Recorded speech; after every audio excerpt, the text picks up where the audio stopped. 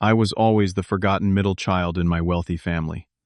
Growing up in the shadow of my perfect siblings was tough enough, but being excluded from our annual beach vacations for 8 straight years, that cut deep.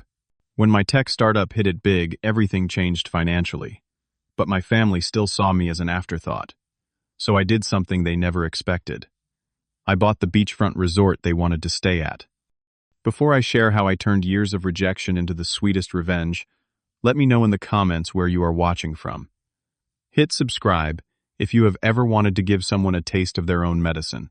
Growing up in our spacious colonial home in Greenwich, Connecticut, I learned early that being the middle child meant being invisible.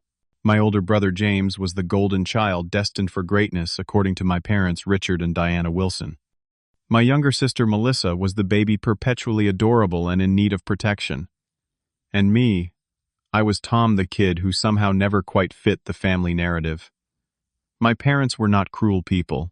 They provided well, ensuring we had good schools, summer camps, and all the trappings of upper-middle-class life. But emotional support and attention were commodities distributed unequally in our household. James received praise for average grades while I needed straight, as just to get a nod of acknowledgement. When Melissa struggled with basic math, my mother hired expensive tutors, but when I asked for help with advanced placement courses, I was told to figure it out myself. I tried everything to gain their approval. I joined the debate team and won state championships. I volunteered at the local hospital every weekend throughout high school. I even learned to sail because my father loved boating, hoping we might bond over shared interests. None of it made a difference. Our summer vacations in Cape Cod were once the highlight of my year.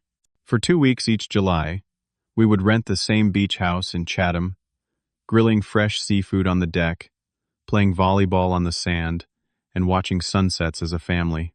Those memories were some of the few where I felt truly included. When I graduated from State University with a degree in computer science, my parents threw a small dinner at home. 1 month later, they rented out the entire top floor of Le Bernardin in New York City when James graduated from Yale Law. The contrast was impossible to ignore. My first tech venture after college was a customizable smartphone app for small businesses. I poured 18 months of savings and energy into it before the company folded. When I called home devastated, my mother said, "Well, not everyone can be successful like James," while my father added, "Maybe it is time to apply to graduate school," like we suggested. Neither asked how I was coping with the failure. The exclusion from family vacations began during that vulnerable period. I was scrolling through social media one evening when I saw photos of my entire family at our traditional Cape Cod spot.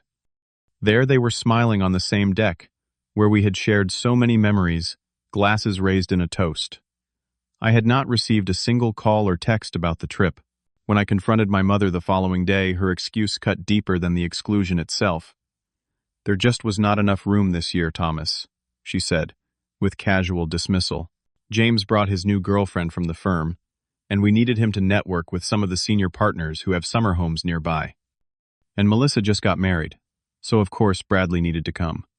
The house has 5 bedrooms, I countered, trying to keep my voice steady. It has always had 5 bedrooms. We needed the extra room for James to host some colleagues for dinner. "You understand," she replied, not actually phrasing it as a question. "Besides, you were so busy with that app thing. We assumed you would not want to take time away." I swallowed my hurt and promised myself I would make arrangements early for the following year, but when July approached, the pattern repeated. This time they had already booked the trip months in advance. My father sounded genuinely apologetic when he explained they had simply forgotten to include me in the planning. Year 3. My mother claimed they were doing couples only since James was now engaged, and Melissa was expecting her first child. I pointed out I was dating someone at the time, but apparently my relationship did not qualify because we had only been together for 6 months. By year 4, I stopped asking, and they stopped explaining. The annual Cape Cod trip became something my family did without me, a tradition that excluded the middle child, as if that were perfectly normal. During these years, holiday gatherings at the family home became increasingly uncomfortable. I would arrive to find seating arrangements that left me at the far end of the table, conversations dominated by James's legal career and Melissa's growing family, and gifts that showed minimal thought compared to the carefully selected presents my siblings received. At one particularly painful Christmas, my mother gave James an heirloom watch that had belonged to my grandfather, saying it should go to the firstborn son. Later that same day, she presented Melissa with grandmother's diamond earrings, because a daughter should have her mother's jewelry. My gift was a generic sweater from a department store, still in the gift bag with the receipt showing it had been purchased the day before. I maintained a polite facade through each slight and dismissal, but inside something was hardening. Not into bitterness exactly, but into resolve. I would build a life where I did not need their approval or inclusion. I would become someone they could not ignore, even if that meant leaving behind the hope of ever being truly seen by my own family. The move to San Francisco was the first decision I made without seeking my family's input. I packed my Honda Civic with everything I owned and drove cross-country, stopping at roadside motels and taking the scenic route through national parks. By the time I reached California, I felt lighter than I had in years. The West Coast tech scene was booming, but breaking in proved harder than I anticipated. I took a job at a mid-sized tech company, handling basic IT needs while developing my own projects on nights and weekends. My apartment was a studio the size of my childhood bedroom with a mattress on the floor and a desk I had assembled from parts found on the street. The breakthrough came at a developer conference in Silicon Valley. I was presenting a small project during an open innovation session when Ryan Martinez approached me. Tall, confident, with an infectious energy, Ryan had recently sold his first startup and was looking for new ventures to invest in. "Your inventory management concept solves a real problem for retail," he said, as we shared overpriced coffees in the convention center. "But you are thinking too small. This could revolutionize supply chain management across multiple industries." Within 3 months, Ryan and I had formed Wilson Martinez Solutions with seed funding from his previous exit and angel investors he knew. We worked 18-hour days, sleeping on office couches and subsisting on delivery food. The software we developed used machine learning to predict inventory needs and streamline supply chains, reducing waste and saving companies millions. During this intense period of building our company, my contact with family dwindled to occasional phone calls. I still tried to maintain connections, sending birthday gifts and making the obligatory holiday calls. When I mentioned my new business venture to my parents, my father asked if I had a real job besides this startup thing, while my mother worried I was throwing away my potential again. 2 years into building the company, I flew home for Thanksgiving. I had texted my mother a week in advance to confirm the time for dinner, receiving a brief. Looking forward to it in response. When my taxi pulled up to the house, I was surprised to see only my parents' cars in the driveway. "Where is everyone?" I asked as my mother opened the door, looking flustered. "Oh, Thomas," she said, with a hand to her chest. "Did not you get my message?" We moved dinner to Saturday because James and Catherine were invited to her parents' home in the Hamptons for today. And Melissa's youngest has an ear infection, so they are coming later too. I checked my phone. No messages. No missed calls. "You did not tell me," I said quietly. "I was certain I did," she insisted, though her eyes would not meet mine. "Well, you are welcome to stay for a small dinner with us tonight. Your father is watching football in the den." I stayed that weekend eating reconfigured Thanksgiving leftovers when everyone finally gathered on Saturday, listening to James talk about his partnership track and Melissa share stories about her children. No one asked about my business. No one seemed to notice the dark circles under my eyes from months of hard work or the weight I had lost from stress. When the annual Cape Cod vacation came around again that summer, I was not surprised to learn about it through social media. This time it was Melissa posting photos of her children building sandcastles on the beach. Annual family tradition. So blessed number. Family time number. Cape Cod.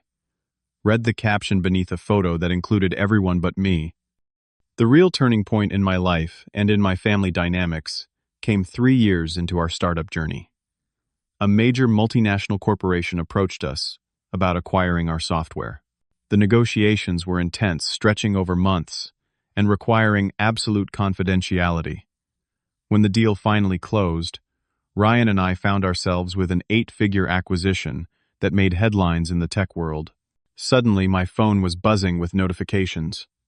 Old college friends, former colleagues, and yes, family members who had previously shown minimal interest in my career. My mother called the day after the news broke. "Thomas, darling, we are so proud of you," she gushed. "Your father and I always knew you would make it big in technology." I bit back the urge to remind her of her previous dismissals and thanked her instead. "You must tell us all about it," she continued. "Actually, we are planning our Cape Cod trip next month. Perhaps you could stop by for dinner one evening. We would love to catch up. 8 years of exclusion, and now I warranted dinner, not an invitation to stay just to stop by." The casual way she extended this minimal inclusion made something click inside me. Money had changed how they viewed me, but not how they valued me. A week later, my mother called again with an even more transparent request. "Thomas, your brother is having some trouble with his firm's document management system. Since you are in computers now, could you perhaps have your company help him?" As a family courtesy, the following month brought another request. My father needed help with a small investment opportunity that required capital he thought I might now have available. Around this same time, while browsing real estate listings out of curiosity about the Cape Cod market, I saw something that made my heart race. The Lighthouse Cove Resort. A small exclusive property just down the beach from my family's regular rental was for sale. 12 luxury units, private beach access, and a reputation for exceptional service. I scheduled a viewing the very next day. The Lighthouse Cove Resort was even more impressive in person than in the listing photos. Situated on 3 acres of prime beachfront property, it featured a main building with reception and dining areas, plus 12 individual cottages arranged in a semicircle facing the ocean. Though the furnishings needed updating and the landscaping had seen better days, the bones of the place were exceptional. "The current owners are retiring after 20 years," explained Sophia, the real estate agent showing me the property. "They have maintained it well, but it could use some modernization to reach its full potential." As we walked the grounds, I could envision exactly what the place could become. Updated interiors with high-end fixtures, expanded outdoor entertainment areas, a spa facility in the underutilized western wing. The possibilities were endless. "What is the asking price?" I asked, trying to sound casual, while my mind raced with calculations. When Sophia named the figure, I did not flinch. After taxes and setting aside funds for future ventures, the resort was within my budget. More importantly, it represented something beyond financial investment. It was a chance to claim space in a place that had symbolized my exclusion for so long. "I would like to make an offer," I said decisively. The negotiation process took 3 weeks. I brought in property inspectors, a hospitality consultant, and a contractor to ensure I understood exactly what I was getting into. My final offer came in slightly below asking price, but with a quick close and minimal contingencies. The owners accepted. I decided not to mention the purchase to my family. Not yet. This was not just about revenge. It was about creating something meaningful for myself in a place that held complex emotions. The day I signed the final paperwork and received the keys, I stood alone on the private beach, as the sun set, watching waves crash against the shore. For the first time in years, I felt a sense of belonging in this place that had been the setting for so much family history without me. Renovations began immediately. I hired a premier hospitality management team with experience in luxury boutique resorts and gave them a generous budget and tight timeline. The interior designer I selected specialized in coastal elegance, creating spaces that felt both luxurious and authentically New England. I visited the property weekly during the 3-month renovation process, staying in different units to test their comfort and making notes on improvements. Each visit reinforced my connection to the place and my vision for its future. "We have received inquiries about summer bookings already," my manager informed me during one visit. "Word is spreading about the renovation. Should we begin accepting reservations?" "Yes," I replied. "But block out the 3rd week of July completely. I have special plans for that week."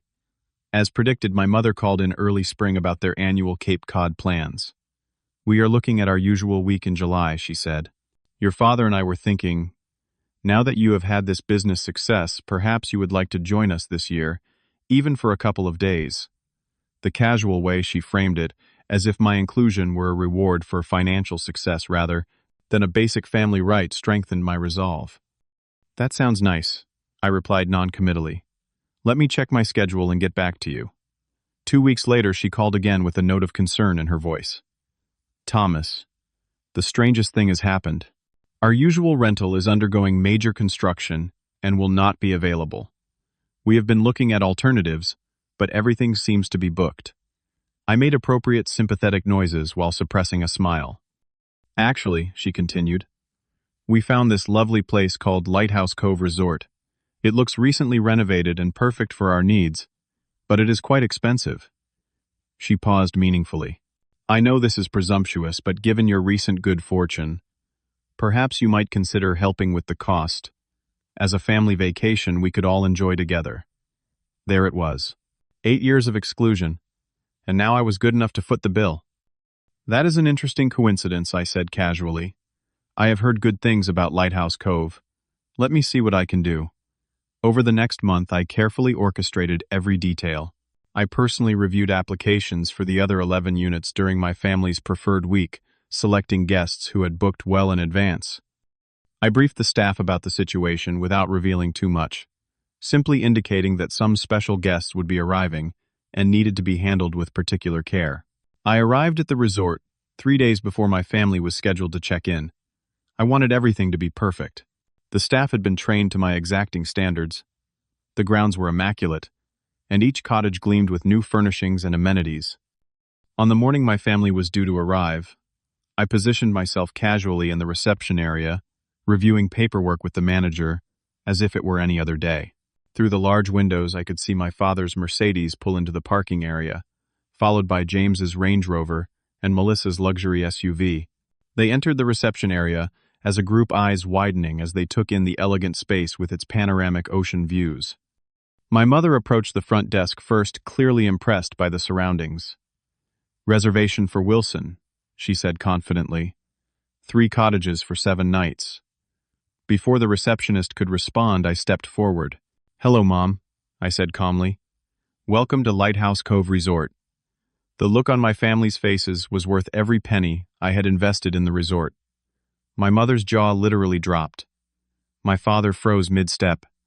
James and Melissa exchanged confused glances, while their spouses stood awkwardly to the side. Thomas, my mother finally managed. What are you doing here? I own the place, I replied, simply gesturing around the reception area. Bought it 4 months ago. Been renovating it since then. You own this entire resort? My father asked, his business mind clearly, calculating the investment involved. Yes. All 12 cottages, the restaurant, the private beach, everything. I maintained a casual tone, as if purchasing multi-million-dollar properties were something I did regularly. My mother recovered quickly, her surprise transforming into an eager smile. Well, this is wonderful. Why did not you tell us? We have been trying to book here for weeks. Have you? I asked innocently. I had no idea. She approached the reception desk again, with renewed confidence. Well, we are here now.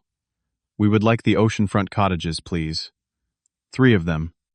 The receptionist glanced at me uncertainly. I had prepared her for this moment. I am sorry, Mrs. Wilson, she said professionally. All of our cottages are fully booked for the next 2 weeks. We have been completely sold out for months. My mother's smile faltered. There must be some mistake. We spoke with someone on the phone just last week who said you were holding our reservation until payment. I am afraid that is not possible, the receptionist replied. We have had no availability for your requested dates. My mother turned to me expectantly. Thomas, surely you can arrange something for your family. 8 years of exclusion flashed through my mind. 8 years of not enough room and forgotten invitations. 8 years of being an afterthought. I am sorry, Mom, I said, keeping my voice steady and calm. The resort is fully booked. Just like your house, mine is out of room. The words hung in the air between us. My father's eyes widened with understanding first. Then James looked away suddenly, finding the floor fascinating. Melissa's hand flew to her mouth as she realized what was happening. My mother's face flushed. This is ridiculous, Thomas. You cannot possibly be turning your family away out of some childish grudge. It is not a grudge, I replied evenly. It is a fully booked resort. Every cottage has paying guests arriving today. I cannot ask them to leave because my family suddenly decided I was worth including. Worth including, she echoed. What are you talking about? 8 years, Mom, I said quietly.